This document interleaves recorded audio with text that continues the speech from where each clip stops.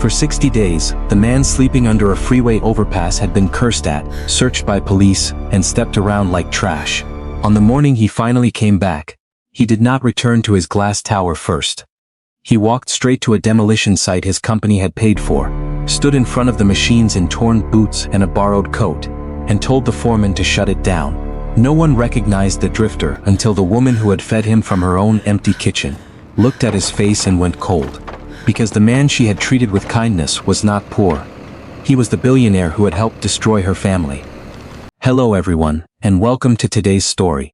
Before we begin, don't forget to like this video and subscribe to the channel so you won't miss more emotional, dramatic, and surprising stories ahead.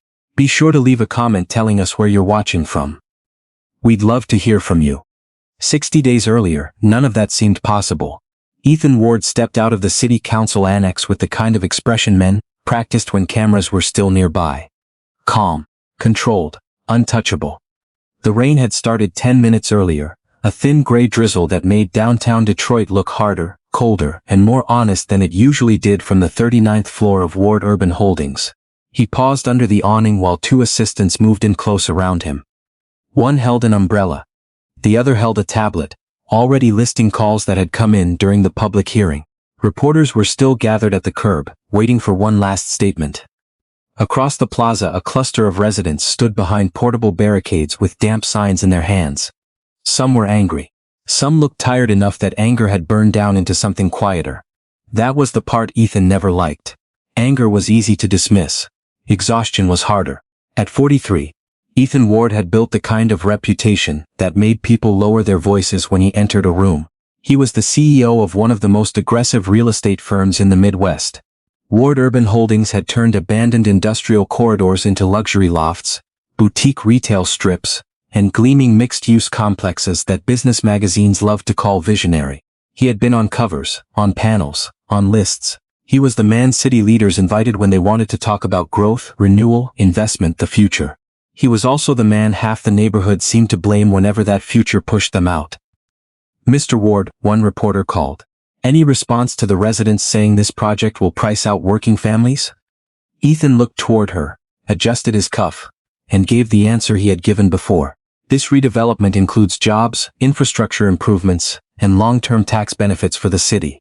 Change is difficult, but stagnation is worse. That line would be quoted by dinner. The hearing itself had been ugly. Not chaotic, not dramatic in the way television liked. Worse than that, it had been personal. A retired bus driver had stood up and talked about his rent doubling in 3 years. A nurse had described commuting 90 minutes because the building her mother had lived in for 2 decades was now being converted into market-rate opportunity housing. A pastor had called Ethan's company polite displacement in a tailored suit. Still, none of that had gotten under his skin the way one woman had. She had stood near the end. Mid-30s, maybe a little older. Coat too thin for the weather. No notes in her hand, no polished speech. Just a face that looked like life had not been gentle with her. When the mic reached her, she did not shout. She did not cry. She just looked straight at Ethan and said, "Men like you keep calling this revitalization, because it sounds cleaner than what it is. You don't rebuild cities. You erase the people who held them together when nobody else wanted them." The room had gone very still. Then she had said the part he could not shake. "You think poor people are lazy because you've never had to survive anything that didn't come with a driver, a lawyer, and a backup plan. You should try being nobody for a month. No title, no assistant, no last name. Then tell us how easy discipline is." Now 20 minutes later those words were still moving around inside him like glass. His chief operating officer Graham stepped closer. "The board wants us to move fast on the Riverton parcel. Today's hearing won't stop approval. It just makes noise." "It already made noise," Ethan said. Graham followed his gaze to the residents. "They always do." That was true. Ethan had spent 15 years hearing versions of the same moral complaint from people who did not understand capital flow, zoning incentives, debt structure, risk exposure, or what it took to move millions into neighborhoods banks had ignored for decades. He knew the script. Wealthy developer versus struggling residents. Power versus class divide. The man in the tailored coat cast as the villain, because he could afford to leave after the meeting. The part that bothered him was not that they hated him. It was that they thought they understood him. He had not been born poor, but he had not been born into easy warmth either. His father, Charles Ward, had built the company with brute force, strategic cruelty, and a smile that made donors trust him. Ethan had grown up in houses that felt like museums. Nothing out of place. Nothing soft for long. He learned early that comfort came with conditions and love came second to performance. When he was 14, his father had told him, "The world respects results. Everything else is a story weak people tell themselves." Ethan had believed him because it worked. It worked when his mother left and no one explained why. It worked when Charles taught him never to apologize in negotiations. It worked when grief could be turned into work. And work could be turned into power. And power could keep a man from ever needing anyone too much. By the time Charles died, Ethan had inherited not just a company but a philosophy. People rose or fell by discipline. Systems mattered, sure, luck mattered some. But not as much as people wanted to pretend. That was what today's hearing had threatened. Not his project. His certainty. He took the umbrella from his assistant and started walking toward the black SUV waiting at the curb. The protesters watched him. Some muttered. One man laughed bitterly under his breath. Ethan would have kept going if he had not heard the same woman's voice again. "Of course he's leaving," he turned. She stood near the barricade, one hand wrapped around the soaked cardboard sign at her side. Up close, she looked even more tired than she had inside. Not weak, not broken. Just worn in the way people got when rest had become a rumor. "You got something else to say?" Ethan asked. Graham shifted beside him. But Ethan kept his eyes on her. She met his stare without flinching. "Yeah, I do." She nodded toward the SUV. "You people always talk about personal responsibility from the back seat of a car somebody else warmed up for you." A few people nearby went quiet, waiting. Ethan gave a short, humorless smile. "You think I don't understand hardship because I built something?" "No," she said.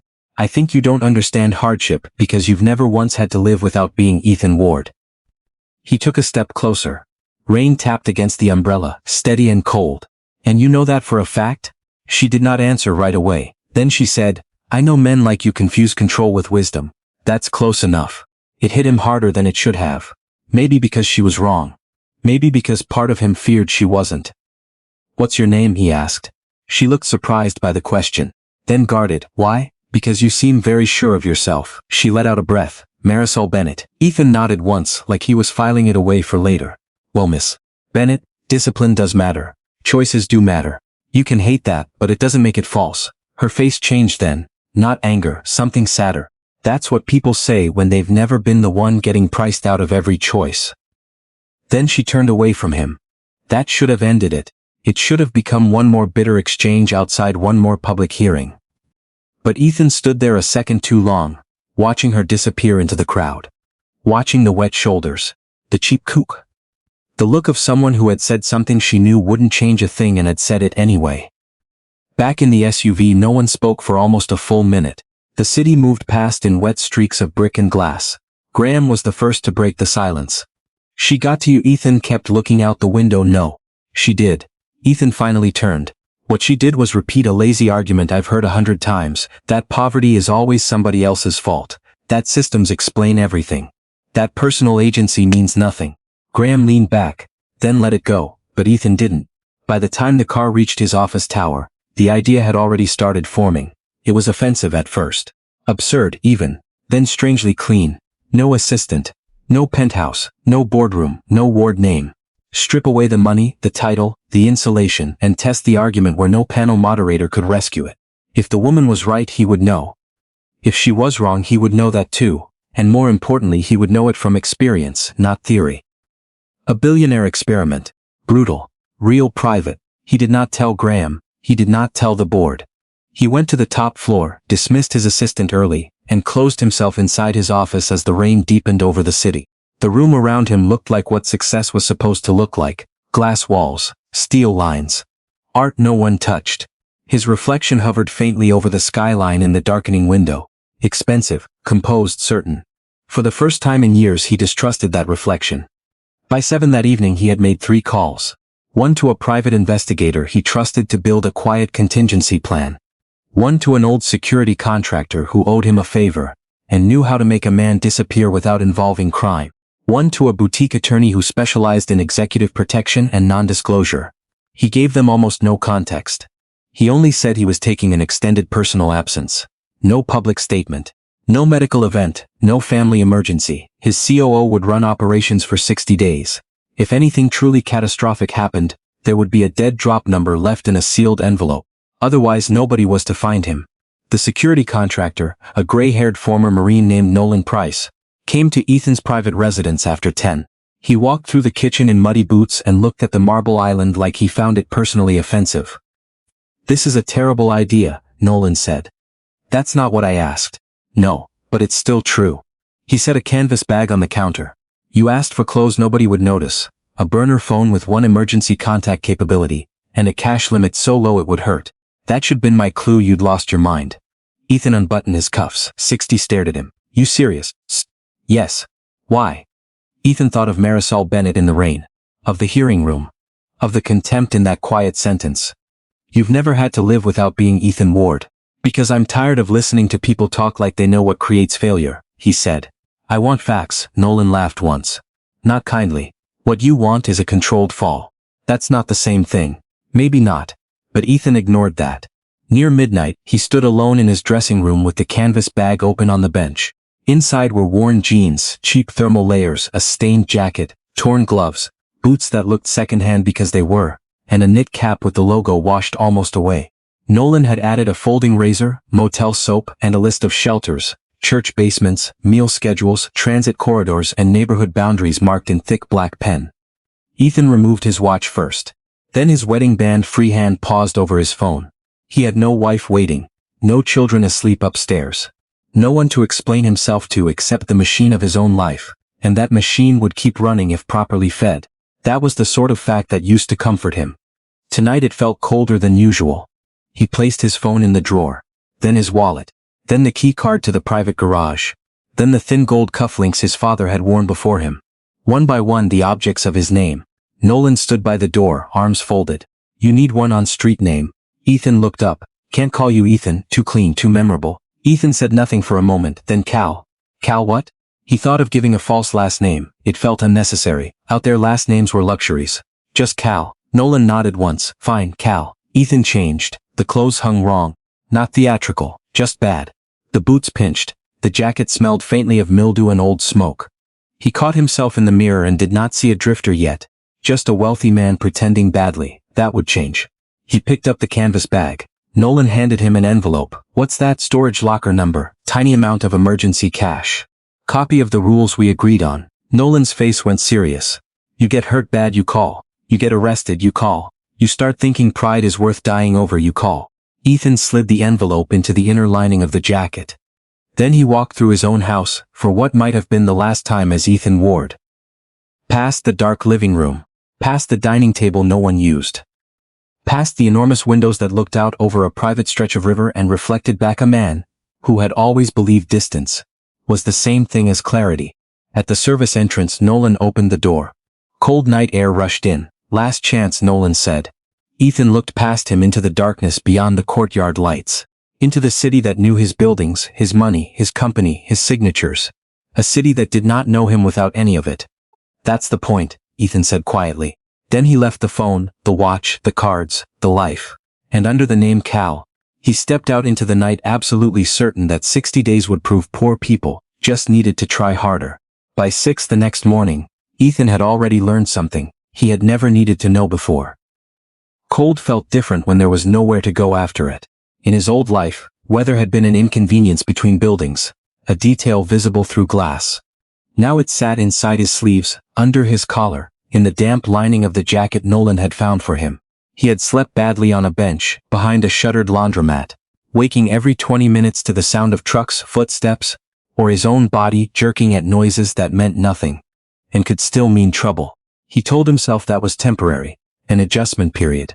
People adapted to discomfort all the time. He had built companies under pressure. He had gone 72 hours without proper sleep during a financing collapse in his early 30s. He had sat across from men who wanted to strip his company for parts and smiled anyway. This was not harder than that. It was just uglier. By 8, he was walking south toward a transit corridor, not far from 3 properties Ward Urban had bought through shell partnerships over the past 5 years. He knew the area from maps, tax records, and investor packets. He did not know it from the sidewalk. There was a big difference. On paper, it was a zone of underused assets and commercial transition.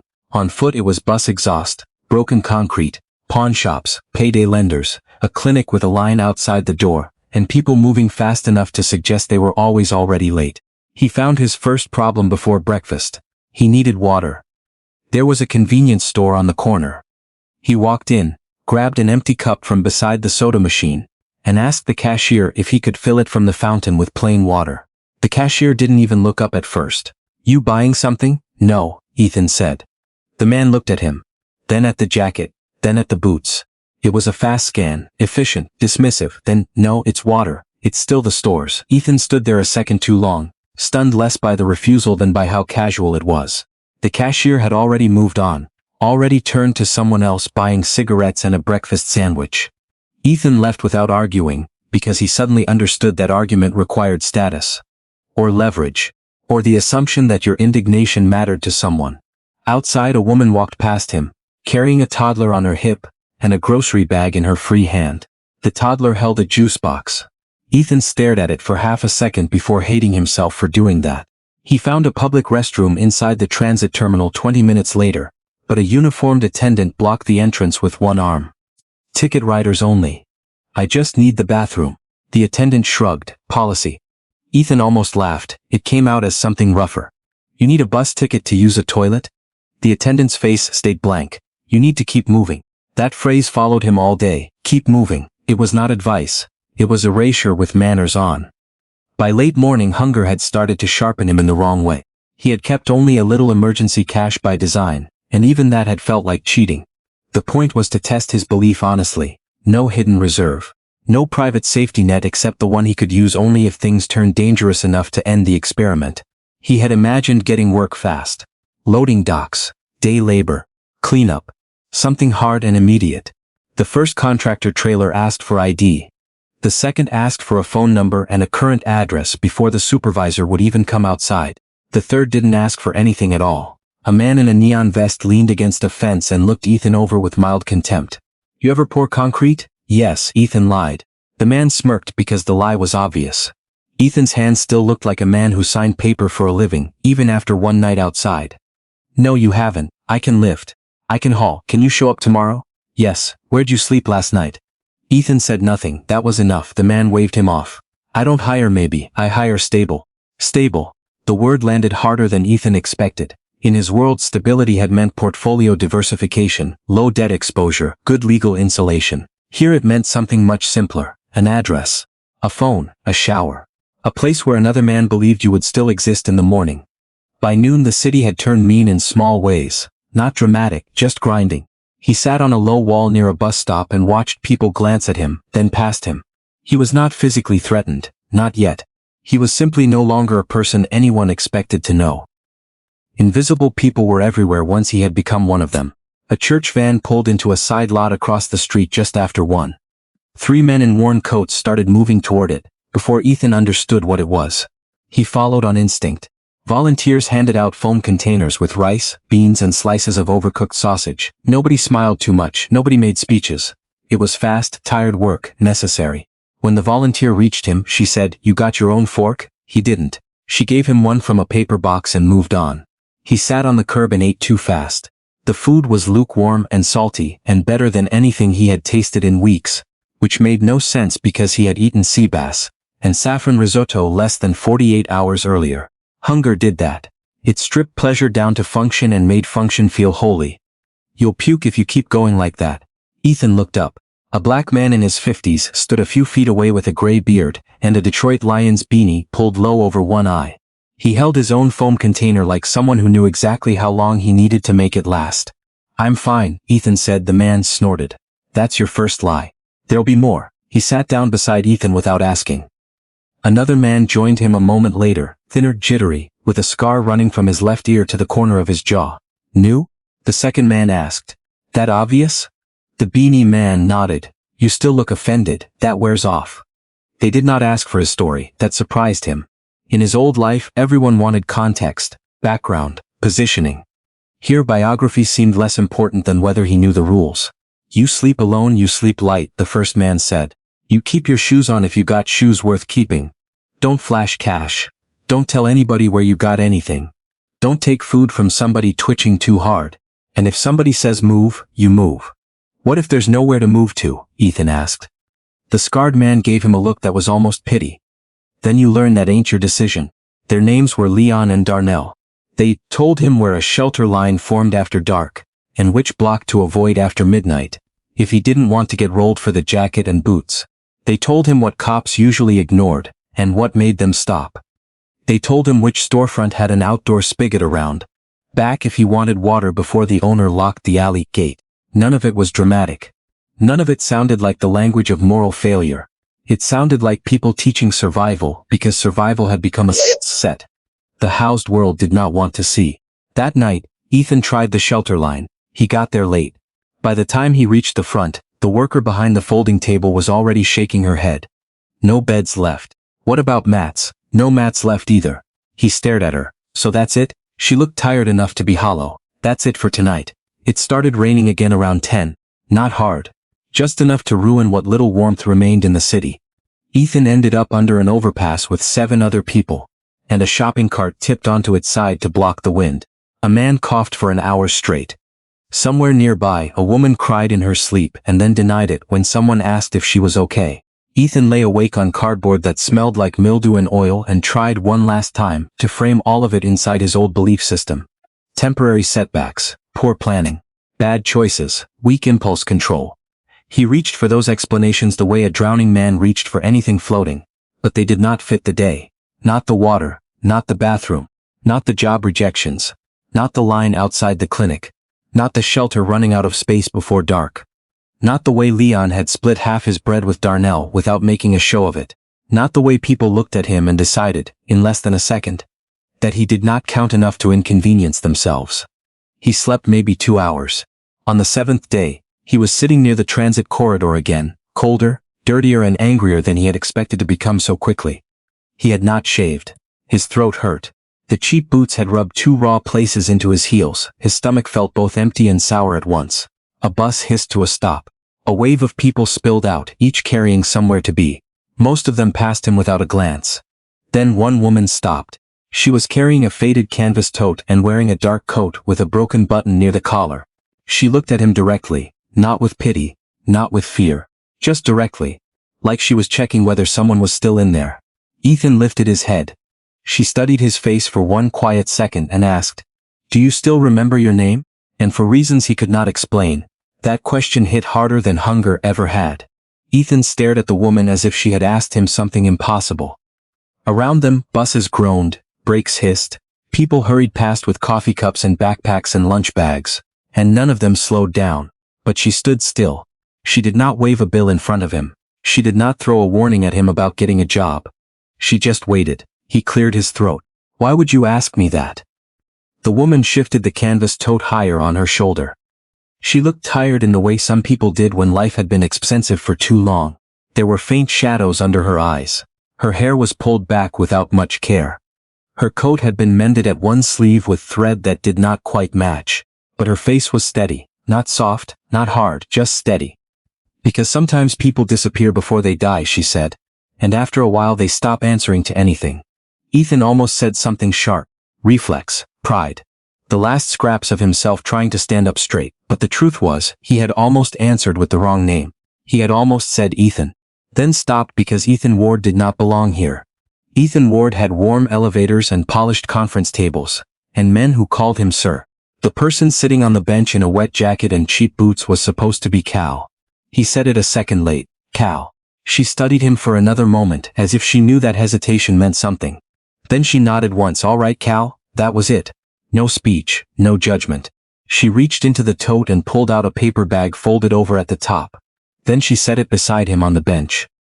"There's a sandwich in there," she said. "Turkey, I think, and clean socks. They're men's large. Might be close enough." "Why?" "Because your feet are wet," she said plainly. "And because if you're going to stay out here, wet socks will tear you up faster than hunger." He looked at the bag, then back at her. "I can't pay you." She gave a tired little breath that was not quite a laugh. "That's good, because I'm not selling it." He did not touch the bag yet. That surprised her. He could see it in the way her brows pulled together just a little. Most people in his position probably would have grabbed it instantly. But Ethan was still trapped inside the strange humiliation of receiving something from someone who clearly did not have much to spare. "You shouldn't give away what you need," he said. The woman tilted her head. "You think I packed socks for myself?" That shut him up. She reached into the tote again and took out a torn piece of receipt paper with an address written on the back. "There's a public shower at St. Luke's Annex. Open from 6 to 9 in the morning if the volunteer shows up on time. If not, closer to 7:30. Depends on the day." She handed him the paper. "The hot water runs out." Ethan took it slowly. "You do this often?" "No." "Then why me?" Her face changed, but only slightly. Not enough for most people to notice. Enough for him to see there was something behind her answer before she gave it. "Because I'm tired of watching people get treated like trash, just because they ran out of money before they ran out of breath." Then she stepped back. For some reason, that made panic flicker through him. Not because he needed her. That was what he told himself. Because she was the first person in 7 days who had looked at him like he was still a person. And once that happened, losing it felt sharper than never having it at all. "What's your name?" he asked. She hesitated. "Then Marisol." "Just Marisol?" She looked at him in a way that told him the question was too familiar. Too much like paperwork. Too much like systems deciding whether people counted. "Marisol Bennett." Ethan nodded. "Thank you." She adjusted the tote again. "Don't thank me yet." Slow. "Change your socks somewhere dry. And don't sleep behind the old pharmacy on Harper. A couple of guys there will take your boots if they think you're too tired to fight back." That landed with strange force. Not the warning. The practicality of it. She was not talking to him like a charity case. She was talking to him like a person in danger, deserved useful information more than pity. Then she walked away. Ethan sat still until she disappeared into the crowd. Only then did he open the bag. The sandwich was wrapped in wax paper, not fresh from a shop. Homemade. There was mustard on one side, too much maybe, and the bread had gone a little soft from being packed too long. It did not matter, it was food. Beneath it was a pair of thick gray socks, folded neatly. Clean, dry. There was also a tiny packet of tissues and half a granola bar, like she had swept together whatever she could spare without making herself feel it too much. He stared at the socks longer than he should have. No one had ever handed Ethan Ward socks before. The thought would have been absurd in his old life. But sitting there with aching feet and a sandwich in his hand, he felt something break open in him that pride could not patch back together. Not because the gift was large. Because it was small, thoughtful, specific. It meant she had noticed details. His feet, his condition, the practical shape of his day. That was what made it intimate. He ate half the sandwich, then forced himself to stop and save the rest for later. Marisol had been right. Hunger made a man stupid if he let it. He changed the socks in the restroom of a fast food place, where he slipped in behind a family with children, and moved fast before anyone could stop him. The relief was immediate and almost painful. Dry fabric against raw skin. A tiny mercy, a stupid little thing, except it wasn't stupid at all. Comfort mattered more when it was rare. That was another fact he had never needed before. Later that afternoon he saw her again by accident. At first he was not even sure it was her. She had changed out of the dark coat and into a pale housekeeping polo with a motel logo stitched over the chest. The name tag clipped near the collar read Marisol. She came out of a budget motel 2 blocks from the bus line carrying a plastic bin of towels against her hip. She looked smaller in uniform, more tired too. The kind of tired that had become part of a person's posture. Ethan stayed across the street, half concealed behind a vending machine enclosure, and watched her move through the parking lot. She did not drift. She moved like someone measuring every minute, because every minute already belonged to somebody else. She loaded the towels into the trunk of an old Honda, with one taillight cracked, and a bumper held together by hope and duct tape. Then she got in and drove off. He should have gone the other way, he knew that, but something in him had shifted after the socks. After the sandwich. After the simple indignity of realizing that the first real kindness he had received in a week came from a woman who looked like she worked harder than anyone he knew back in his tower.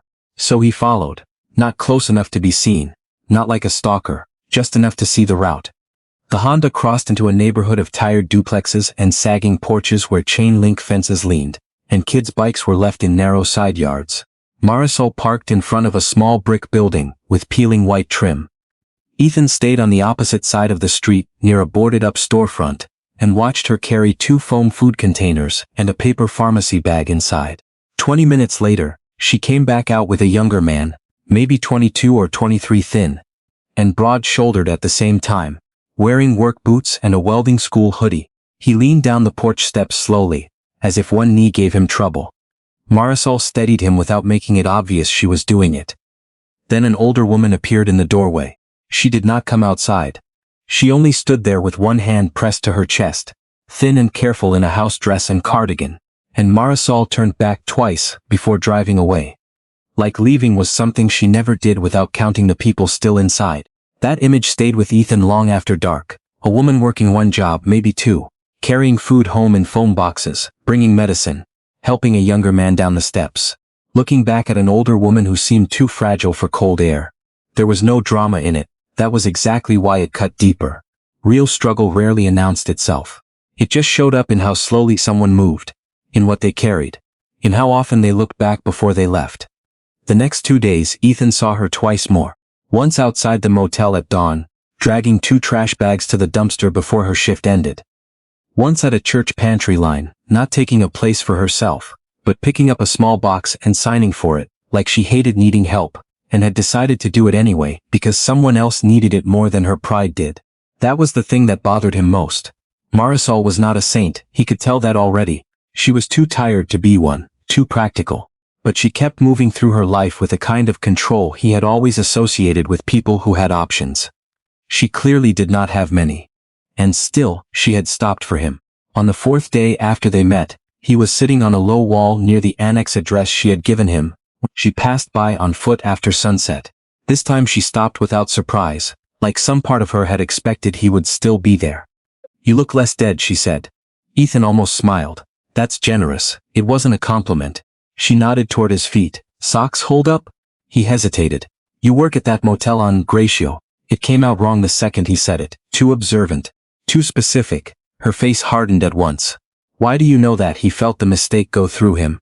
"I saw you leaving." "That's not an answer." Her voice went flat. "Protective. You don't follow women who help you. That's how people stop helping." Shame hit him fast. Clean and immediate. "You're right. I'm sorry." She kept looking at him, weighing whether the apology was real. Eventually she sat down at the far end of the wall, leaving distance between them. "There's a line between grateful and dangerous. Don't cross it." "I won't." Marisol rubbed both hands together for warmth. Up close, he could see the skin around her knuckles was cracked from chemicals and dry air. Housekeeping work. Cleaning agents. Too many sinks. Too much winter. "You don't ask questions like most people out here," she said after a moment. "What do you mean? You don't ask for cash first. You don't ask where I live. You don't tell me some long story about bad luck and needing bus fare to Toledo." She glanced at him. "You still look embarrassed every time I hand you anything." Ethan looked away. "Maybe I am." "Why?" "Because I spent 20 years believing men in your position failed because they lacked discipline. Because I used to sign off on projects that made your kind of life harder. And then tell myself the market had spoken.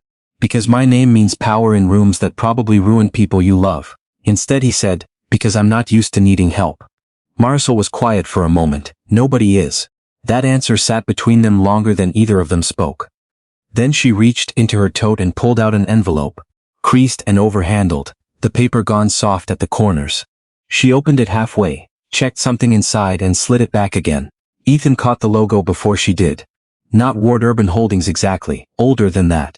One of the subsidiary property companies his father had used years ago before the rebrand.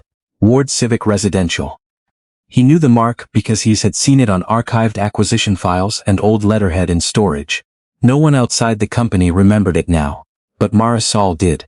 Her mouth tightened the second she looked down and saw the logo showing. She shoved the envelope deeper into the tote like it carried a smell she hated. Then she stood. "You should eat before it gets colder," she said. He looked from the bag to her face and felt a strange chill go through him that had nothing to do with weather. "What is that?" he asked quietly. Marisol's eyes went hard in a way he had not seen before. "Something from people who like to call theft redevelopment." Then she turned and walked away, leaving Ethan on the wall with a half-finished sentence in his throat and the old Ward logo burning in his mind, like a warning he should have understood sooner. The cold came harder after that conversation. Not because the temperature dropped. Because something inside Ethan had shifted, and he could not push it back into place. The name on that envelope stayed with him all night. Ward Civic Residential. An older arm of the company. One his father had used during expansion years when paperwork moved fast and oversight moved slow. He had not thought about it in years. Now it followed him into sleep, into the ache in his bones, into the thin line between hunger and irritation that had started to define his days. The next morning he woke before sunrise under the overpass, his back stiff and his throat raw. Darnell was already gone.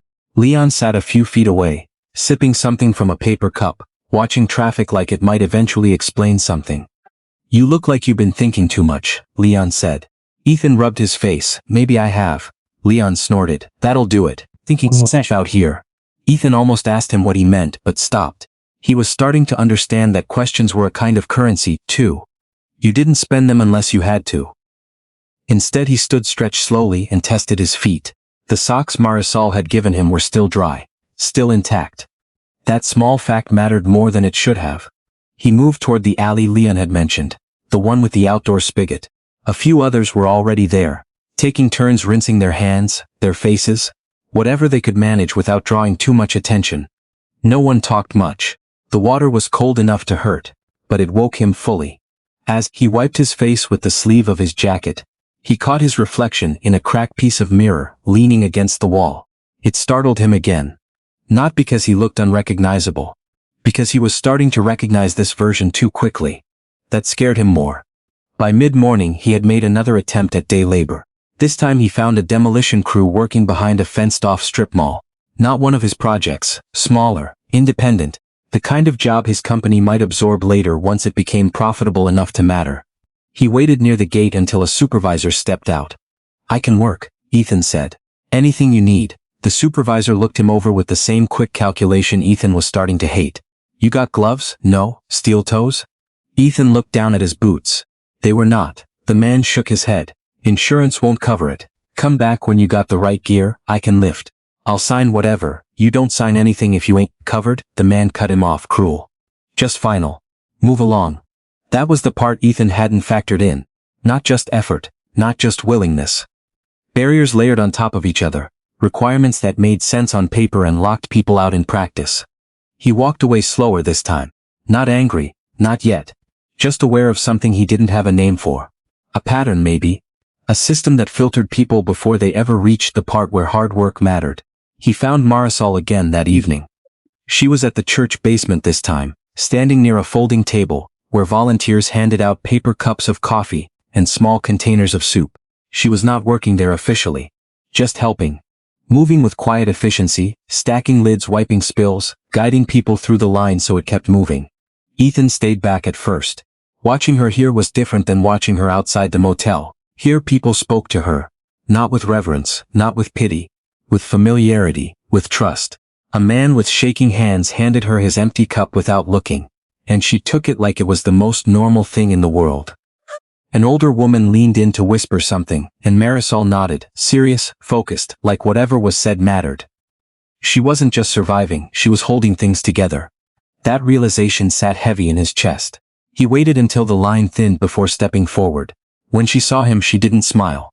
But she didn't look away either. "You're still here," she said. "So are you." "That's different," she replied, handing him a cup. Ethan took the coffee. It was weak and too hot, but it grounded him in a way he hadn't expected. "What you said yesterday about redevelopment." Marisol's expression shifted. "Not defensive." "What about it?" "That envelope," he said carefully. "It's from an old property company. Ward Civic Residential." Her eyes sharpened instantly. "You know it?" Ethan felt the danger in that question. Not physical, something deeper. One wrong word and he would lose whatever fragile space existed between them. "I've seen the name before," he said. "Old paperwork. Doesn't mean much." "It means enough," she said quietly. She set down the stack of cups in her hand and leaned against the table, arms crossing. For a moment, it looked like she might walk away. Instead she stayed. "My family used to live in a building called Ashdown Terrace," she said. The name hit him like a sudden drop. He kept his face still. "What happened to it?"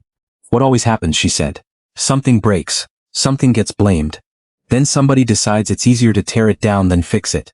Her voice wasn't loud, that made it worse. "There was an explosion," she continued. "Boiler system. That's what they told us, maintenance failure. One man dead. Do you know who that man was?" Ethan didn't answer. "My father," she said. "He worked there, not a big job, just maintenance. kept things running, fixed what people with money didn't think about. She paused. He died in that building. And 2 weeks later we were told it was unsafe, that we had to leave. Ethan felt something tighten in his chest. What happened after? He asked. Marisol let out a breath that sounded like it had been waiting a long time. After we moved, then moved again. My mom got sick. My brother dropped out of school for a year. The lawsuit disappeared somewhere between lawyers and paperwork. And the company responsible. She gave a small, bitter shake of her head. They called it an unavoidable incident. Wrote a check we never saw. Then turned the land into something else. Ethan could hear his father's voice in his head, clear as if the man were standing behind him. Unavoidable incident.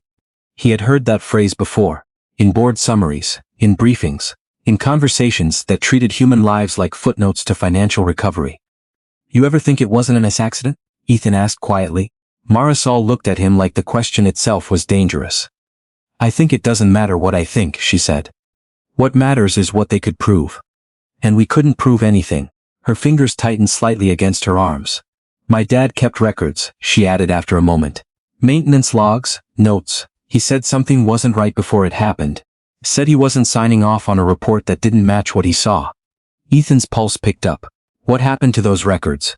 Marisol's mouth pressed into a thin line. They disappeared. Same as everything else that might have helped. For a second, neither of them spoke. Around them, people moved through the basement, collecting food, finding seats, warming their hands. The world continued. It always did. Ethan stared down into his cup, watching the surface of the coffee tremble slightly in his grip. He had come into this thinking he understood systems. Thinking he could step outside his own life for 60 days, and confirm what he already believed. Now he was standing in a church basement, listening to a woman describe a tragedy tied to a company name his family had once used. And he could not tell where belief ended and reality began. What was your father's name? He asked. Marisol hesitated. Then Luis Bennett.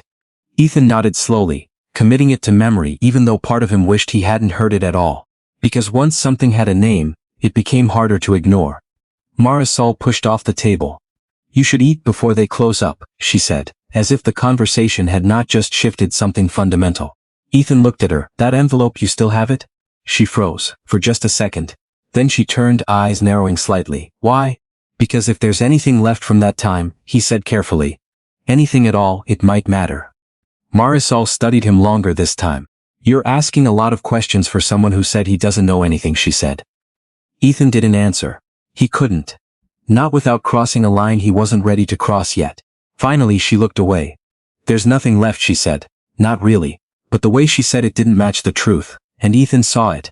Saw the hesitation. Saw the weight of something unspoken. Saw shadow of a story that hadn't been told all the way through. She picked up another stack of cups and moved down the table, ending the conversation without saying it was over. Ethan stood there, the noise of the room fading slightly around him. Because for the first time since he had walked out of his old life, the experiment no longer felt like a test. It felt like a door, and behind that door was something his father had buried so well. Even Ethan had never thought to look. Until now. Ethan didn't sleep that night, not really. He lay on his side under the overpass, jacket pulled tight, hands tucked under his arms for warmth, but his mind refused to settle. The name Ashdown Terrace moved through him like something unfinished. Not a memory. Not exactly, more like a gap, a blank space in a timeline that should have been clear. He had grown up inside the business. Not physically. His father had kept him away from job sites, from tenants, from anything that looked too close to consequence. But Ethan had sat in meetings, heard conversations, seen reports, enough to know how things were framed, how language softened damage, how numbers replaced people. Still he couldn't remember the details of that building. That bothered him more than if he had remembered everything. Because forgetting meant it had never mattered enough. By morning the cold had settled deep into his chest. He coughed twice, sharp, dry. Leon glanced at him. You get that in your lungs, you're gonna have a problem, Leon said. I'll be fine. That's the second lie I've heard from you this week. Ethan didn't argue. He stood, slower than before, and rolled his shoulders as if that might push the weight out of them. It didn't. He walked further than usual that day. Not aimlessly. There was a direction now, a quiet pull he didn't want to name. He moved toward the older parts of the city, the places Ward Urban hadn't touched yet, or maybe had touched and moved on from. It took him most of the afternoon to find it, Ashdown Terrace, or what used to be. The sign was gone. The structure too. In its place stood a fenced lot with a temporary gravel surface and a faded banner flapping loosely on one side. Future development opportunity, no logo, no details. Just enough to tell people something was coming. Ethan stood across the street for a long time, trying to match this empty space to anything in his memory. Nothing came. No board discussion, no strategy meeting, no mention of a fatal accident tied to a property that should have triggered audits, investigations, insurance escalations. Nothing. That silence felt louder than any accusation. He crossed the street slowly and moved along the edge of the fence. The metal rattled slightly under his fingers. The ground inside was uneven. Broken concrete, patches of dirt, fragments of something that used to be structure. He crouched near one corner where the fence dipped slightly, close enough to see into the lot more clearly. That's when he noticed the plaque. Small, almost hidden. Mounted low on a remaining piece of brick near the back edge. He stepped closer, pushing through a gap in the fence that had been bent open just enough for someone determined. The plaque was weathered, the metal dulled. But the engraving was still visible. Louise Bennett. For a moment Ethan didn't move, didn't breathe. The name was there. Real, not just a story Marisol had told in a basement between cups of cheap coffee. A man had died here. And the only thing left marking that fact was a piece of metal no one had bothered to remove. Ethan ran his thumb over the surface, tracing the letters. Maintenance technician. That part was still legible. He looked up, scanning the lot again, this time differently. Not as empty space, as absence. Where people had lived, where routines had existed. Where someone like Marisol had come home, carried groceries up steps, argued, laughed, worried about bills. All of it reduced to this, a development opportunity. He felt something tighten in his chest again, sharper this time. Not just discomfort. Recognition, the language, the process. The way something complicated and human could be turned into something simple and profitable if you removed enough context. He had used that language himself, too many times to count. A sound behind him snapped him out of it. Footsteps. Ethan turned. An older man stood near the broken section of fence watching him. Late 60s maybe. Thick coat, worn hat, posture stiff in a way that suggested old injuries. "You looking for something?" the man asked. Ethan stood slowly, just passing through. The man didn't buy it. People don't pass through here. Not unless they remember something. Ethan hesitated. Then, what used to be here? The man gave him a long look like he was deciding how much truth this stranger deserved. Homes, he said, fatai, cheap, old. But they were homes. What happened? The man let out a breath. Same thing that always happens. Something breaks. Someone dies. Then they tell everybody it's not safe anymore. Ethan felt his throat tighten. Was it really unsafe? He asked. The man's eyes hardened slightly. Depends who you ask. And I think it was fixable. The man shifted his weight. But fixing things costs money. Tearing them down makes money. That landed clean. No emotion, no exaggeration, just fact. Ethan looked back at the plaque. The man who died, Louise Bennett. The older man nodded once. Good guy. Kept things running when management didn't want to spend on repairs. Ethan swallowed. You knew him? Knew of him. The man's gaze drifted toward the lot. He made noise before it happened. Said something wasn't right with the system. Said he wouldn't sign off on a report. Ethan's pulse picked up. What kind of report? Maintenance clearance, the man said. Something about pressure readings not matching the logs. Ethan's mind started connecting pieces faster than he wanted it to. Pressure readings, logs, sign-offs. He had seen documents like that before. Not this one. But enough to know how they worked. How easy it was to adjust numbers. To smooth discrepancies.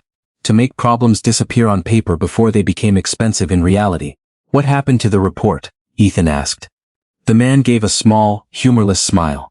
Same thing that happened to everything else tied to that building, which is, it vanished.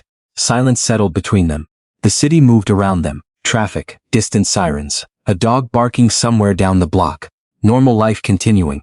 Ethan looked down at his hands. They didn't look like his hands anymore. Dirt under the nails. Small cuts along the knuckles. Skin dry and cracked. He wondered how many decisions those hands had made without ever touching the consequences. People tried to push it, the man added after a moment. Some tenants, a couple of workers. But without proof he shrugged. You know how it goes, Ethan did. That was the problem. He knew exactly how it went. The man studied him again.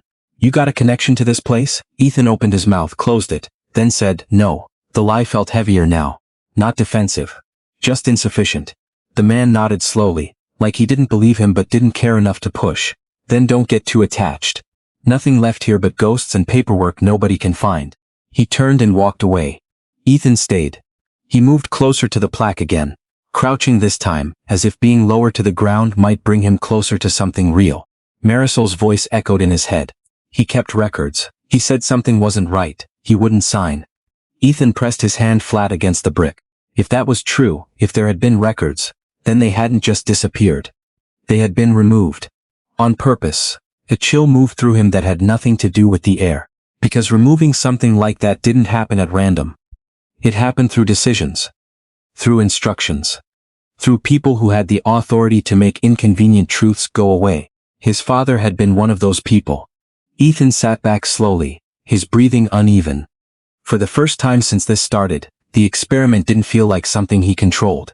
It felt like something he had walked into without understanding the scale of it. Not just poverty, not just survival, but history, damage. Things buried deep enough that even he, with everything he had grown up around, had never seen them clearly. He looked at the empty lot one more time, then back at the plaque. Louise Bennett, a man who refused to sign, a man who died anyway, and a daughter who had spent years carrying the aftermath of that decision. Ethan stood, because now there was only one question left. If the records had been taken, where had they gone? And why did Marisol still keep that envelope, like it was the only thing she had left from a truth nobody wanted her to prove? By the time Ethan made it back to the overpass that night, the cold felt secondary. It was still there. Still biting through the seams of his jacket. Still settling into his bones in a way that made sleep a negotiation instead of rest. But something else had taken priority. Something heavier. Harder to shake, numbers. Not the kind he used to work with. Not projections, margins, yield curves, simpler than that. Brutal in a way his old spreadsheets had never been. Cost. He sat down beside Leon, who was already half wrapped in a blanket someone had traded for cigarettes earlier that day. Traffic above them rattled loose dust from the concrete beams. You look like you saw something you can't unsee, Leon said without looking at him. Ethan let out a breath. Maybe I did. Leon nodded once. That'll happen. Ethan hesitated, then spoke anyway. How much do you make in a day on average? Leon glanced at him now, one eyebrow lifting slightly. You mean begging odd jobs whatever comes? Yes. Leon shrugged. Depends. Good day maybe $30-40, bad day 5, some days nothing. And food cheap if you know where to go, still costs. Ethan did the math automatically, then stopped himself. No, he needed to feel it, not calculate it like a distance problem. And a place to sleep? He asked. Leon laughed softly. You know, then you know the answer. Ethan looked down at his hands again. $40 on a good day. Food, water. Maybe a cheap room if you got lucky. And if you didn't, you stayed exactly where you were. He had believed discipline could close that gap. Now the gap looked like a wall. The next morning, that wall showed itself in a way he couldn't ignore. He found a construction site further down the corridor, smaller than the others. Renovation work. Old building getting new life. The kind of project Ward Urban would eventually absorb or outcompete. This time, he didn't wait for permission. He stepped in when a truck unloaded bags of cement, grabbed one, and carried it toward the stack. The weight hit him immediately. He adjusted, forced his shoulders into it, moved again, another bag, then another. A man shouted something at him. He ignored it. For the next few hours he worked, no questions. No breaks, just lifting, stacking, moving. His back burned. His hands tore where the rough material scraped skin already worn thin. Sweat soaked through the jacket despite the cold. He kept going. Because this was what he had believed. Work harder, push through, earn your way out. By midday the supervisor finally walked over. You're not on the list, he said. Ethan didn't stop. I'm working, you're not hired, I can be. The man shook his head. You don't got clearance. No paperwork, no liability coverage. Ethan set down the bag and faced him. Then pay me cash for what I've done. The supervisor gave him a flat look. For what? Ethan blinked. I've been working for hours. Without permission, the man replied. That's on you. Something in Ethan snapped slightly. Not loud, not dramatic, just a quiet break in the logic he had carried his whole life. That's not right. The supervisor shrugged. Neither is a lot of things. Then he turned and walked away. Ethan stood there, hands raw, body shaking from exertion, and realized something simple. He had done everything he believed in. He had shown up. He had worked harder than anyone had asked him to. He had taken initiative. And it meant nothing. Not because he failed. Because the system around him didn't recognize his effort as valid. He walked away slowly. Not angry in the way he used to get angry. This was different. More dangerous. By the time he found Marisol that evening, he looked worse than he had in days. More exhausted. Something in his posture had shifted too, less control, less certainty. She noticed immediately. She asked. He held up his hands, the skin was split in places, red, swollen. Work, he said. She frowned. Where, doesn't matter. It does if they did that to you and didn't pay you. Ethan let out a short breath. They didn't. Marisol went still. You worked and they didn't pay you? I wasn't on the list, no paperwork, no coverage. Her jaw tightened slightly. Not surprised. Just confirming something she already knew. Yeah, she said, that sounds about right. Ethan shook his head. I did everything right. Marisol looked at him carefully. No, she said quietly. You did everything you were told. Works. That hit harder than the cold ever had. She reached into her bag and pulled out a small first aid kit. Worn, nearly empty. Sit, she said. He hesitated.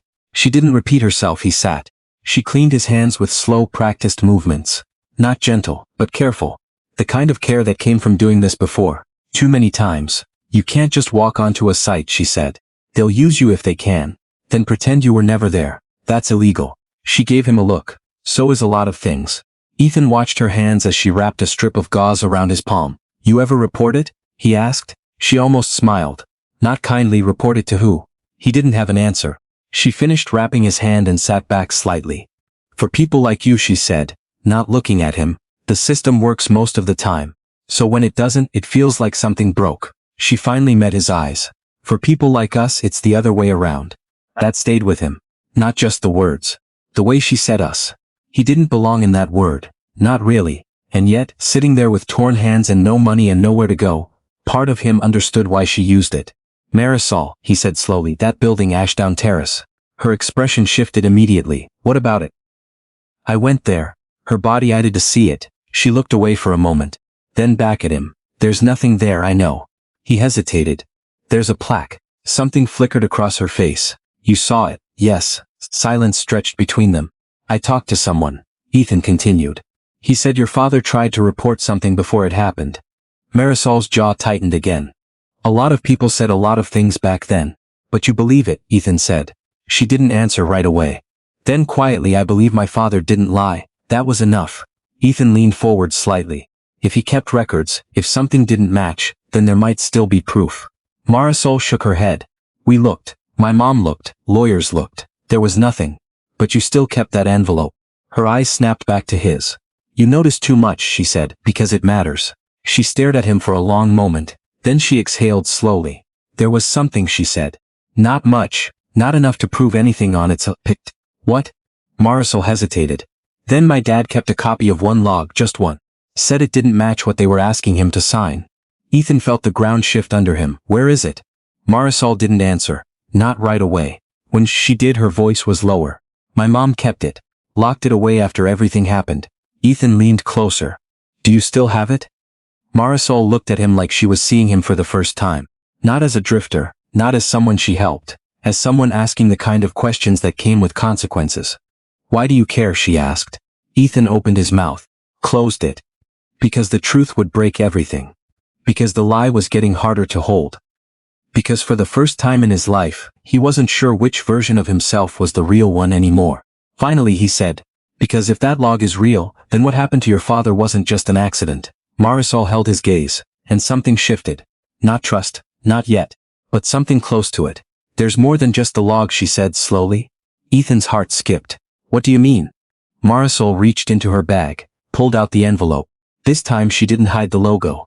She looked down at it for a second, then back at him. My mom never opened the box he kept everything in, she said. She couldn't. Ethan felt his chest tighten. What box? Marisol's voice dropped even lower, a metal one. He kept it hidden before he died. Ethan leaned in, and now? Marisol met his eyes. It's still there. And for the first time since this began, Ethan understood something clearly. This wasn't just about proving a belief anymore. This was about uncovering something his own family had buried. Something that could change everything. Or destroy it. And standing in front of him was the only person who could lead him to it. Ethan didn't sleep that night, not really. He lay on his side under the overpass, staring at the cracks in the concrete above him, replaying Marisol's words over and over again. A metal box. Hidden, never opened. It wasn't just evidence, it was time frozen, waiting. And if what she said was true, then whatever was inside that box had survived everything his father had buried. By morning the city felt louder than usual. Or maybe it was just him. He found Marisol where he expected, outside the side entrance of the motel, finishing her shift. Her shoulders sagged in a way that said she hadn't rested either. For a moment he hesitated. Then he stepped forward. Marisol. She turned, took him in, his face, his hands. Something unreadable flickered behind her eyes. You look like you made a decision, she said. I did. I want to see the box. That landed between them, not softly. Marisol crossed her arms, not defensive, but steady. It's not mine to show, I understand, do you? She asked. Because this isn't just some file or record. That's my father's last piece of truth. My mother's last reason not to fall apart completely. Ethan nodded slowly. I know. No, she said quietly, you don't. He didn't argue, he couldn't, because she was right. What that box meant to her, he had only just begun to understand. I'm not asking you to hand it over, he said. I'm asking you to let me stand there when it's opened. Marisol studied him for a long moment. Why? The question wasn't angry. It was precise. Ethan felt it cut through everything he'd been hiding. He could lie, give her something simple, safe. But that wasn't going to work anymore, because I think my family had something to do with what's inside it. Silence, not shocked, not loud, just heavy. Marisol didn't react the way he expected. She didn't yell, didn't accuse. She just looked at him like she was trying to place a piece that didn't fit. What do you mean? She asked. Ethan swallowed. I think the company that owned that building back then might be connected to the one I used to work for. Used to, she repeated. He didn't answer that part. Not yet, it doesn't prove anything, he added quickly. But the timelines match, the structure, the way the records disappeared.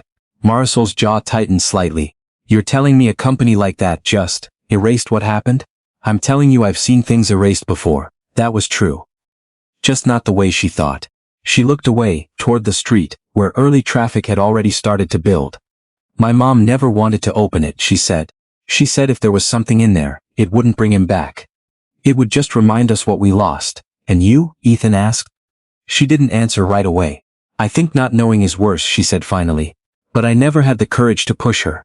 Ethan nodded. That makes sense. Marisol looked back at him. You don't get to decide when that courage shows up. I'm not trying to, he said quietly.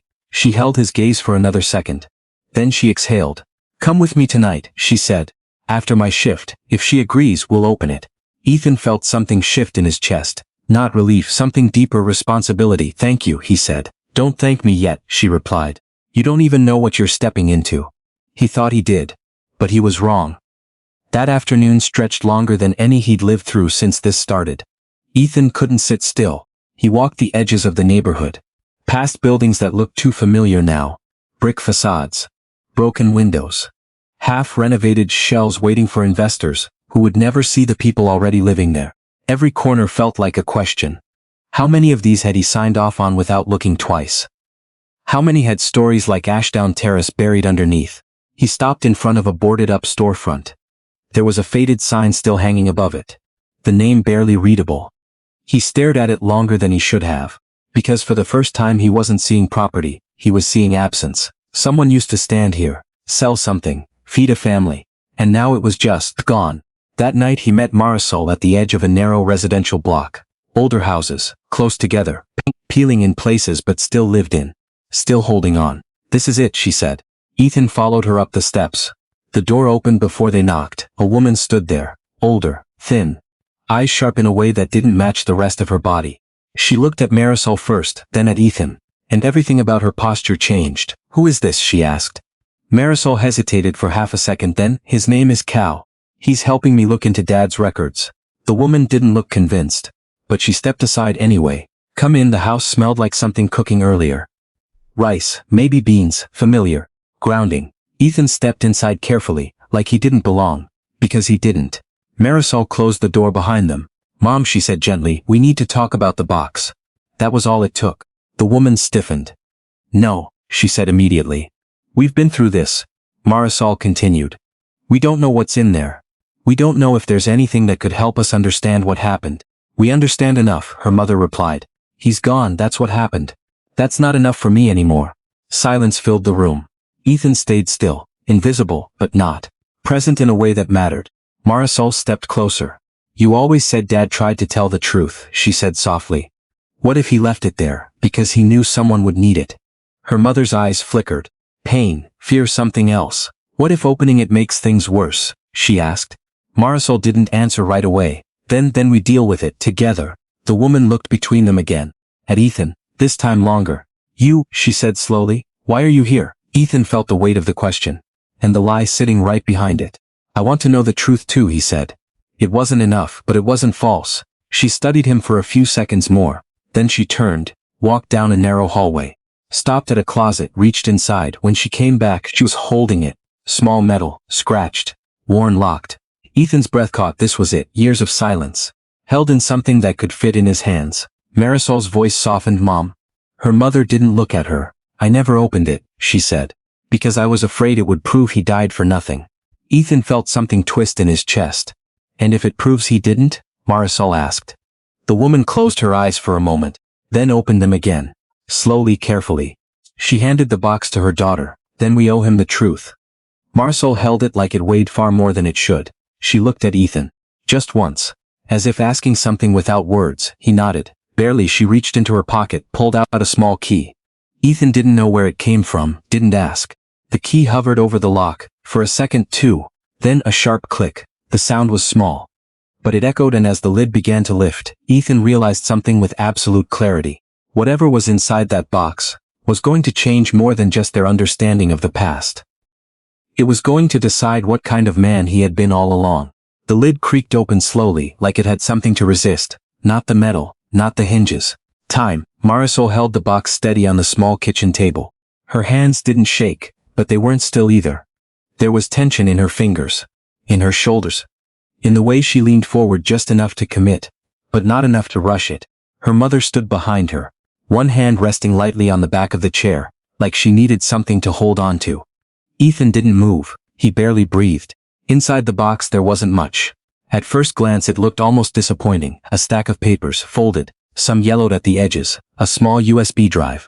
And beneath it all, a thin black notebook with a cracked spine. No dramatic evidence, no obvious smoking gun, just records. Marisol reached in first. She picked up the top sheet and unfolded it. Her eyes moved across the page, then slowed, then stopped. What is it? Her mother asked. Marisol didn't answer right away. She handed the paper to Ethan. Read that. His fingers felt heavier than they should as he took it. It was a maintenance log. Stamped, signed, official. He recognized the format instantly. He had seen hundreds like it in his life. Clean, structured. Meant to prove compliance. Except this one wasn't clean. There were corrections. Handwritten notes in the margins. Temperature readings scratched out and replaced. Pressure levels marked as unsafe in pen, then overwritten with within acceptable range in typed text below. Ethan's stomach tightened. Look at the date, Marisol said quietly. He did. 2 days before the explosion. He flipped to the next page. Another log. Same pattern. Warnings. Corrections. Overrides. His mind started filling in gaps faster than he could control. Where did this come from? He asked, even though he already knew the answer. My dad, Marisol said. He kept copies of anything he thought didn't match. Ethan swallowed. This isn't enough on its own, he said, more to himself than to her. It shows inconsistency. It shows pressure. But it doesn't show who made the call. Keep going, Marisol said. He reached for the USB drive, paused, looked at her. You sure? She nodded once. He stood scanning the room. Do you have a computer? Her mother pointed toward the back room. Old one, still works sometimes. Ethan moved quickly now, too quickly. Like urgency had finally caught up with him. The computer took time to start, long enough for silence to stretch again. Long enough for doubt to creep back in. What if it was nothing? What if all of this led nowhere? Then the screen flickered to life. He plugged in the drive. A single folder appeared, no encryption. Just a name.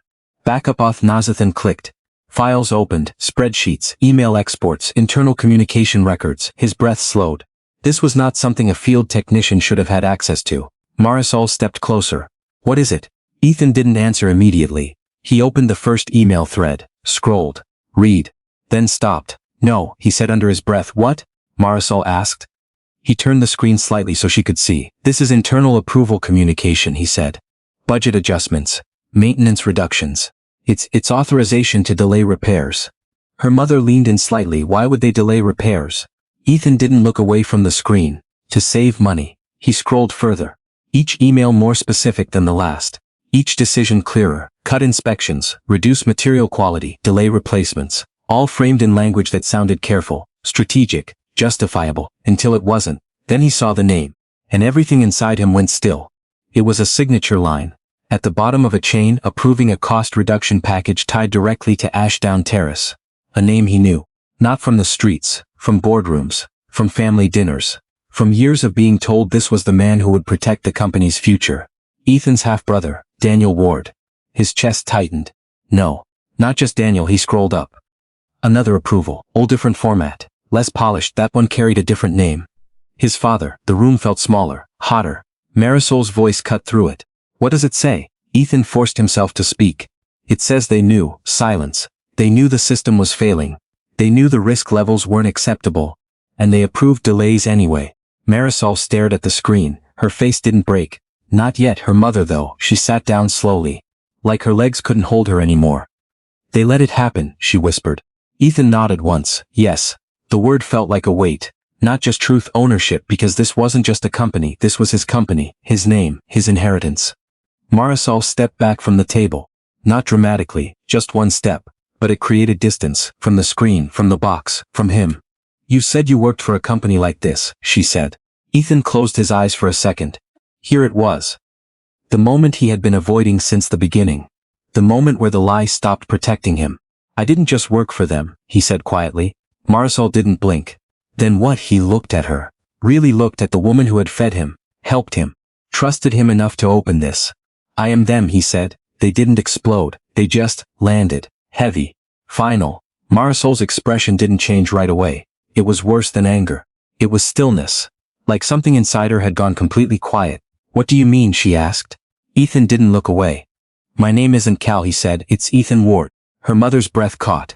But Marisol didn't move. She just stared at him, waiting. I'm the CEO of Ward Urban Holdings, he continued. The company that owned Ashdown Terrace. There it was. No way to soften it, no way to take it back. Marisol's lips parted slightly, but no words came out. Ethan kept going. I didn't know about this, he said. Not like this. I knew about the project. I knew about the incident. But I was told it was unavoidable, that it was contained. He shook his head. I didn't ask the right questions. Marisol finally blinked. Twice. You've been lying to me this whole time, she said. Yes, you let me. She stopped herself. Took a breath. You let me help you. Yes. Each answer stripped something away, until there was nothing left to hide behind. Marisol nodded slowly. Not accept, just processing. And now she is asked. Ethan glanced at the screen. At the names. At the decisions. At the cost. Now I know what this really is, he said. He met her eyes again. It's not just a mistake, he said. It's a pattern. The room felt like it shifted again. Because that meant something bigger. Something ongoing. Marisol's voice dropped. They're still doing this. Ethan didn't answer. He didn't need to.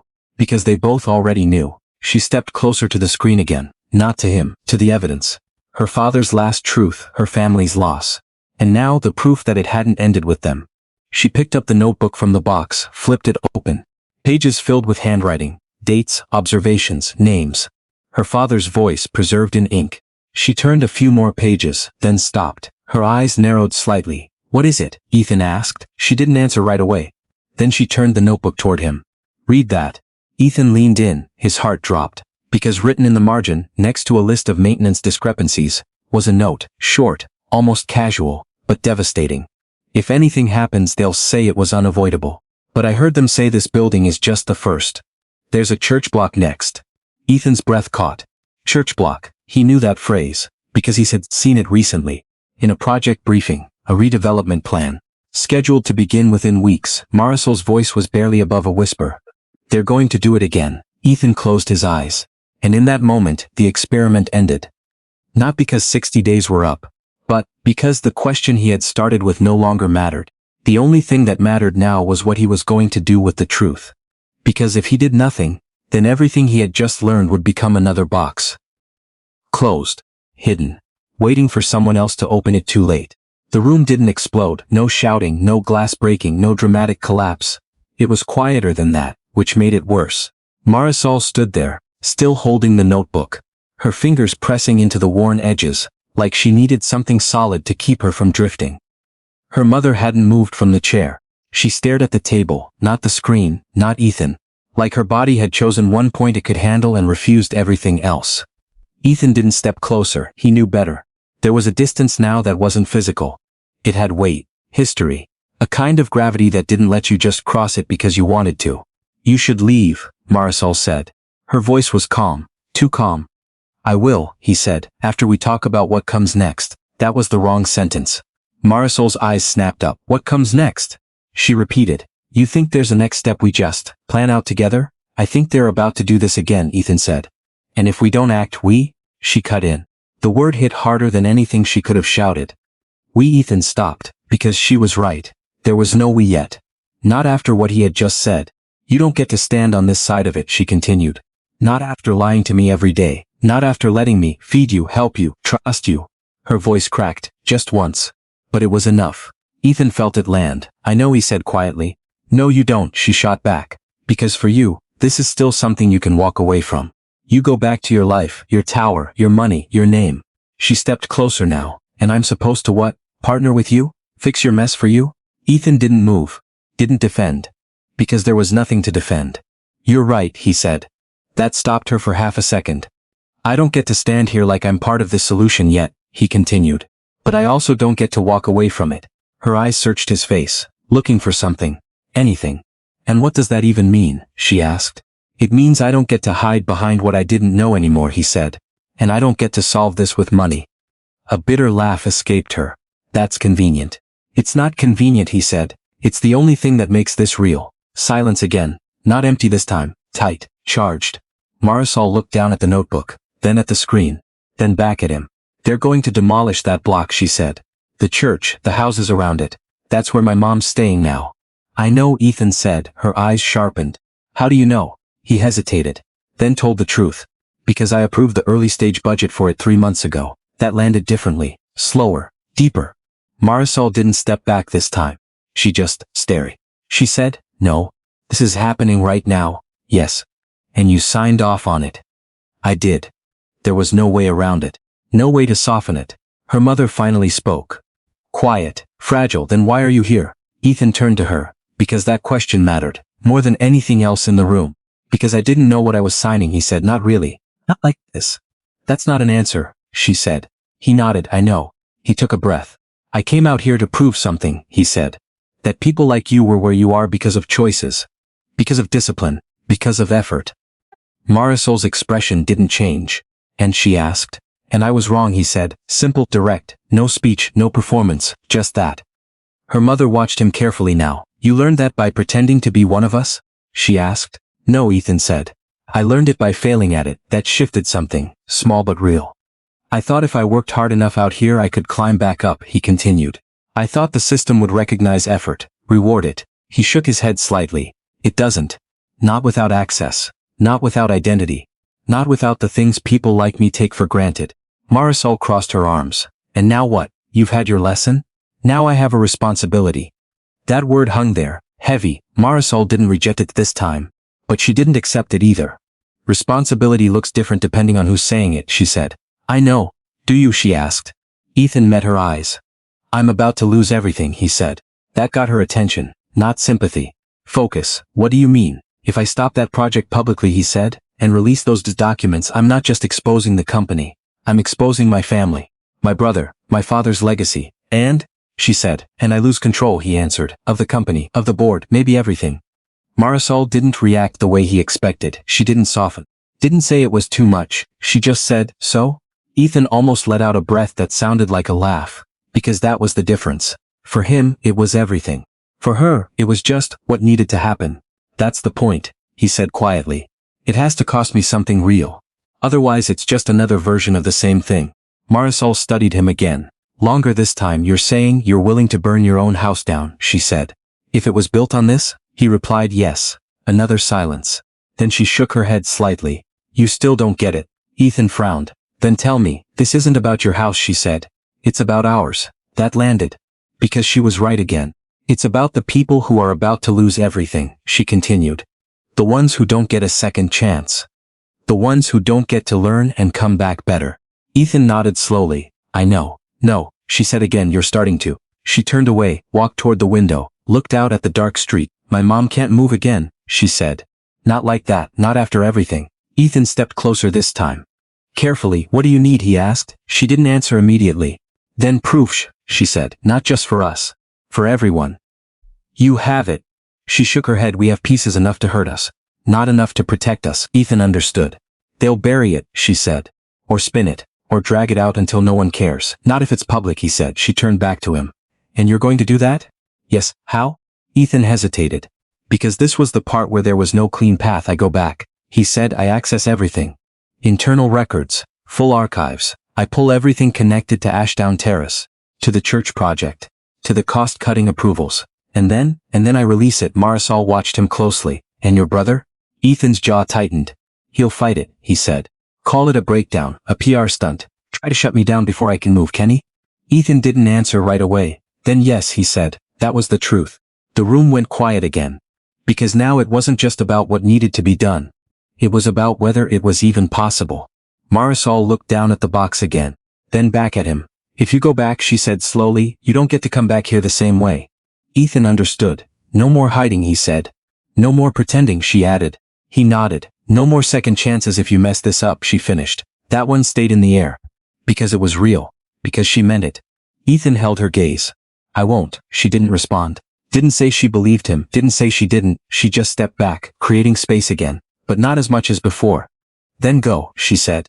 Ethan turned toward the door, stopped, looked back once, at her, at the box, at everything he had broken and everything he might still fix. Marisol, he said. She didn't answer. But she didn't look away either. I'm not asking you to trust me, he said. I'm asking you to hold me accountable. Her expression didn't change. Don't worry, she said quietly. I will, Ethan nodded. Then he walked out back into the cold, back into a life he no longer recognized. And for the first time since this began, he wasn't wondering if he would survive the streets. He was wondering if he would survive what he was about to do next.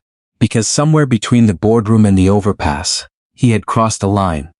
And there was no going back. Marisol stood at the podium with the metal box open beside her, and the copied logs spread across the table like a wound no one could close again. Reporters shouted questions. Camera lights flashed.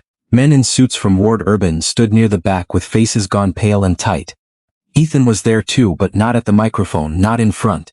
Not where he would have stood a year earlier. He stayed 2 steps behind and slightly to the side, exactly where he belonged. Marisol did not look at him when she began. She talked about Ashdown Terrace first. About the boiler warnings. About the maintenance logs her father had refused to sign. About the explosion that killed him, and the paperwork that called it unavoidable. Then she held up the email chain, the approvals, the cost cuts, the deliberate delays. The signatures that turned danger into a budget choice. Her voice never shook.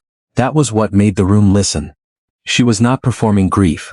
She was reading the truth out loud, after years of people with power had tried to bury it under cleaner language. When one reporter asked if Ethan Ward had saved this case by bringing the evidence forward, Marisol shut that down immediately. No, she said. He didn't save anything. My father kept the truth. My mother protected it. Our family carried it. What Ethan Ward did was stop protecting the lie. That sentence changed the shape of the room. It took Ethan's redemption story and cut it down to its honest size. Necessary, painful, incomplete. Then it was his turn. He walked to the podium with no notes in his hands. No lawyer beside him. No polished statement approved by public relations. He looked thinner than he had before this started. Older too. Not because 60 days on the street had broken him physically forever, but because they had taken something from his face that money used to hide. He told the truth plainly. He said he had spent 60 days living as a drifter under the name Cal, because he believed poverty was mostly a failure of discipline. He said he had wanted to prove that if a man worked hard enough, thought clearly enough, controlled himself enough, he could climb out. He said he had been wrong almost immediately, and then wrong more deeply with every passing day. Wrong about effort. Wrong about dignity. Wrong about how quickly a person becomes invisible once the world decides they are inconvenient. Then he said the part that mattered most. This is not a story about me learning empathy, he told the room. It is a story about what men like me have been allowed not to see. My family benefited from systems that treated poor people as obstacles, not human beings. I inherited power-bound decisions I did not question, because those decisions protected my comfort. That ends with me. No one in the room missed the words built on. That was the real confession. Not that he had lied to Marisol, though he had. Not that he had signed off on projects without asking harder questions. Though he had. It was that he had lived well on the far side of suffering other people had been forced to carry. By the end of the day, Ethan Ward resigned as CEO of Ward Urban Holdings. He signed the letter in front of the independent counsel, appointed by the Emergency Board Committee. Not because he trusted the board, but because the resignation needed to be documented cleanly, publicly, and without room for revision. He surrendered voting control tied to his trust, until a full outside investigation could be completed. He also signed a binding transfer that moved authority over the new compensation fund, away from the company, and into a structure governed by tenant advocates, housing attorneys, clergy, and residents directly affected by past and pending displacement. Daniel Ward fought all of it. He called Ethan unstable. Said he had been manipulated. Said Marisol Bennett was exploiting a family tragedy and turning ordinary business decisions into criminal mythology. He said the company was being hijacked by guilt and spectacle. Then the rest of the archive came out. Not just the Ashdown Terrace records. Other delayed repairs. Other shell entities. Other pressure emails.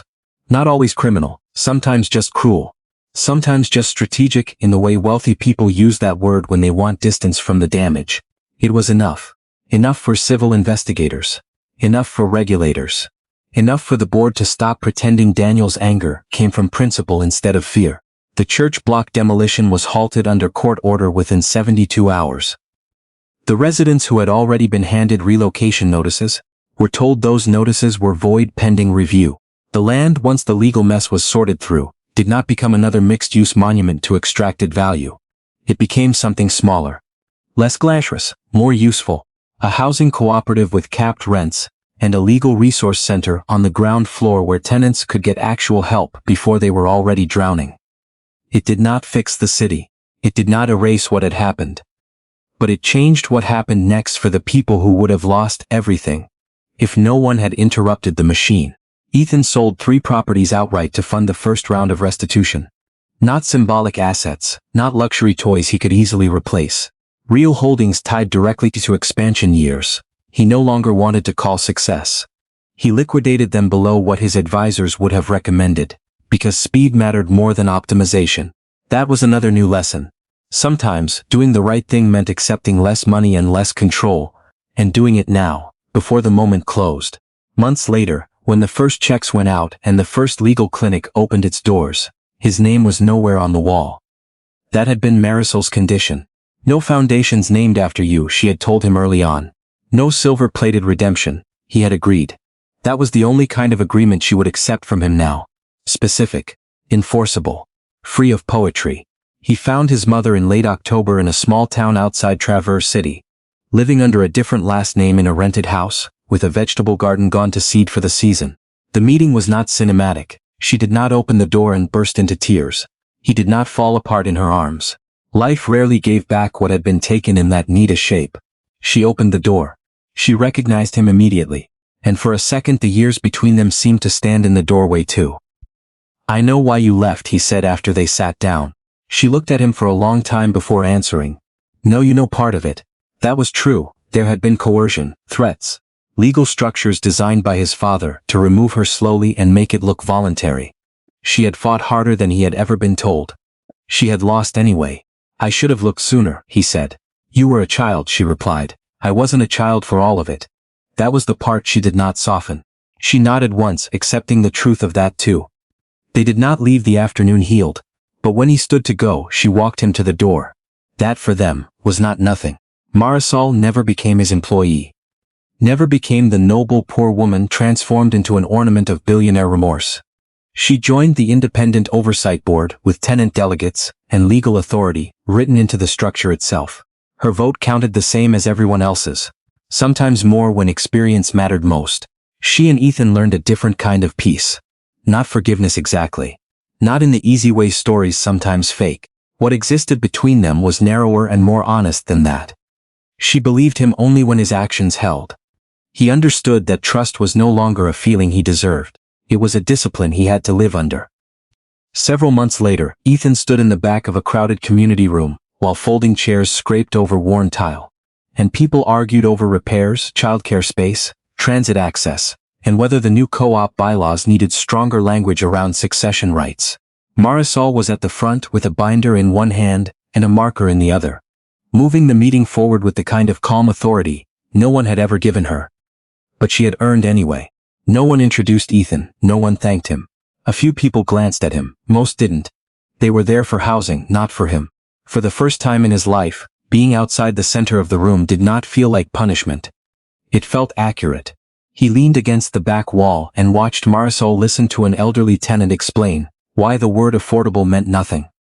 Unless it stayed true 10 years from now. Marisol nodded, wrote the concern down, and asked the next question. Sharp. Focused, human. Ethan looked around the room and understood something he had missed for most of his life. Respect was not supposed to flow upward toward power. It was supposed to move outward, toward people. Especially the ones the world found easiest to overlook. That was the thing he had nearly lost before he ever knew he needed it. Not status, not money, not control, his humanity. And the woman who had every reason to despise him, had not handed it back to him like a gift. She had forced him to earn the right to rebuild a life worthy of it. When the meeting finally broke, Marisol gathered her papers, and glanced once toward the back of the room. Their eyes met for only a second. She didn't smile much, neither did he. But she gave one small nod before turning back to a tenant with another question. He nodded too. Then he stayed where he was. Just another man helping stack chairs after the room emptied. And for the first time in his life, that felt exactly right. If this story stayed with you, tell me what part hit you the hardest. Share it with someone who might need it. And stay with the channel for more stories that remind us what really matters, when the money and titles fall away.